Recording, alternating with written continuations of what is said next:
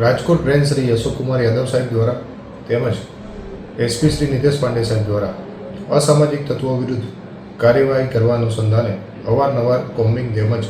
વાહન ચેકિંગ આપવામાં આવે છે। ગત રાત્રિ દરમિયાન આવા જ એક વાહન ચેકિંગની અંદર જિલ્લા traffic PSI Shri VM Solanki તેમજ પ્રોબેશનર પીઆઈ શ્રી કેએસ ગોયલનાઓ વોચ તપાસમાં વાહન ચેકિંગમાં હતા। એ દરમિયાન એક શંકાસ્પદ સ્કોર્પિયો વાહન કે જેની ઉપર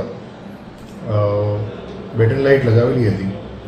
અને સાયરન લગાવેલી હતી એને ચેક કરતા એમાંથી એક ઈસમ દિગ્વિજયસિંહ ઘનશ્યામજી પરમારને પોતાની પોલીસ અધિકારી તરીકેની ઓળખ આપેલી હતી,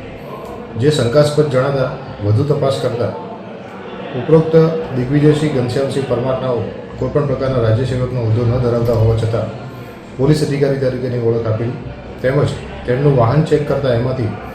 બિયરની 3 બોટલ મળી આવતા તેમના વિરુદ્ધ બીએનએસની વિરુદ્ધ કલમો તેમજ પ્રોહિબિશનની કલમો હેઠળ ગુનો દાખલ કરી આરોપીઓ દિગ્વિજયસિંહ ઘનશ્યામસિંહ પરમાર,